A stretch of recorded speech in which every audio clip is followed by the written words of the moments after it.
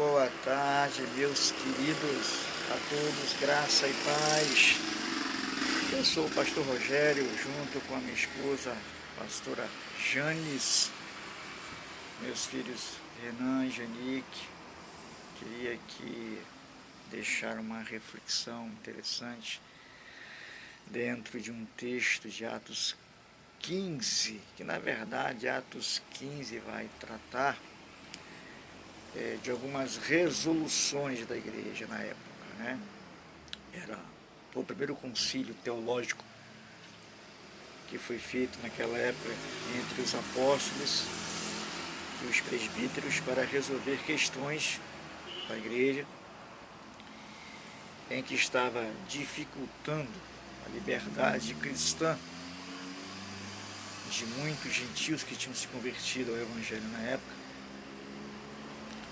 E alguns cristãos judeus queriam aplicar nos novos conversos gentios que, além de ter aceitado Jesus, teria também que seguir alguns ritos, ou a lei de Moisés, a lei. E isso estava trazendo alguns transtornos que envolviam a igreja judaica e a igreja gentil. Então esse concílio foi feito para resolver esse problema e deixar claro que Jesus era suficiente para a salvação.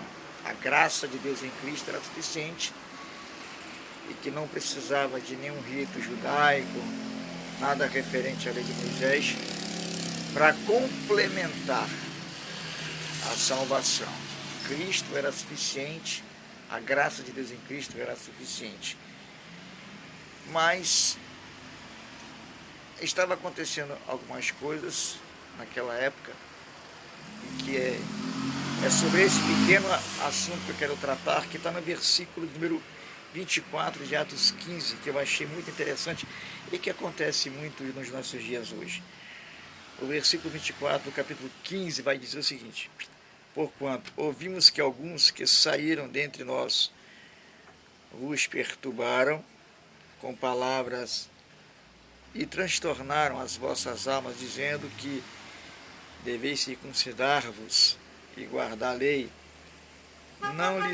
não lhes tendo nós dado mandamento, ou na NVI, dado autoridade a ninguém para fazer isso, para criar essas regras, para criar essas normas na igreja. Isso é, essas pessoas que saíram do meio do povo de Deus, do povo da igreja, ou saíram da igreja, saíram de maneira obstinada, segundo a NVI também, para transtornar, né, os novos conversos gentios, que não somente tinham que aceitar Jesus, mas também guardar a circuncisão e a lei. Bom, onde eu quero chegar com isso é que hoje nós temos visto muitos homens que se dizem ser pastores, que se dizem ser líderes, que abandonam os seus ministérios ou rebelam-se contra os seus ministérios e começam a abrir aí igrejas. E muitos costumam usar a seguinte expressão: igreja fundo de quintal, que não tem fundamento bíblico, que não tem contexto bíblico, que não tem nada com a Bíblia. Aí começam a abrir suas igrejas, começam a pregar heresias, enganando pessoas.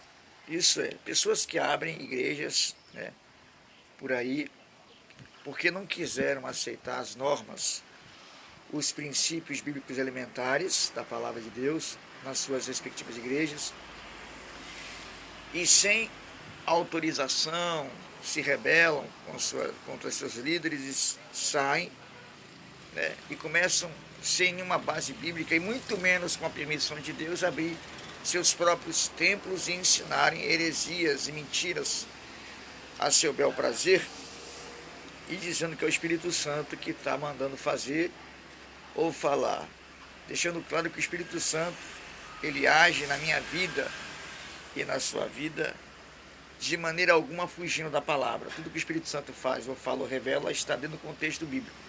Qualquer revelação que possa surgir, que não tenha base bíblica, que não tenha peso bíblico, pode ser qualquer espírito, menos o Espírito Santo de Deus. Então, isso acontece muito hoje.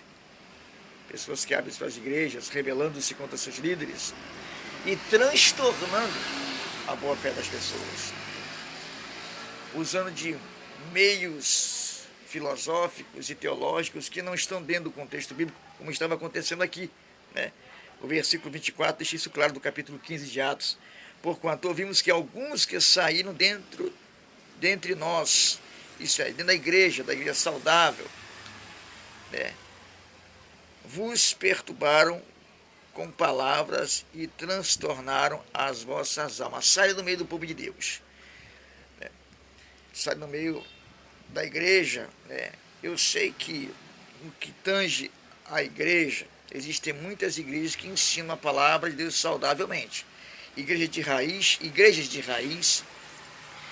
igrejas clássicas, independente se é pentecostal ou se é tradicional, igrejas clássicas de raiz que procuram ensinar a Bíblia como ela é, a palavra de Deus como ela é, os princípios bíblicos para a salvação, como se deve ser ensinado, e às vezes algumas pessoas não querem se meter a essa verdade, acabam largando ou abandonando o ministério de maneira obstinada, né? Porque tem aqueles que saem das suas igrejas, de algumas igrejas, e conversam com sua liderança, pedem a benção, né?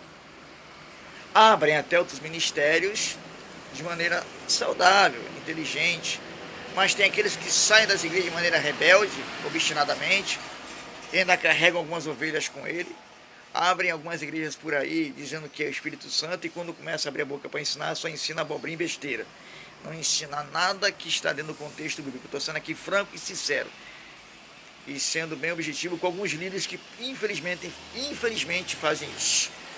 Então, temos que tomar muito cuidado, querido, quando nós entramos em alguma igreja.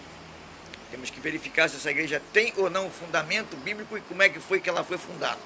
Se o pastor que está à frente dela, ele fundou essa igreja desde princípios, se ele está debaixo da cobertura e da bênção de Deus e da sua liderança, se ele não saiu da sua igreja para abrir outra de maneira obstinada, rebelde, e por aí vai. Esse texto deixa isso muito claro, e temos que tomar muito cuidado com isso. Que possamos então fazer uma avaliação histórica daquela pessoa, analisar se ela está dentro do padrão bíblico, dos princípios bíblicos, para que então possa ser aprovado. Porque para ser aprovado por Deus, tem que estar dentro dos seus princípios. Amém? E que Deus te abençoe, em nome de Jesus.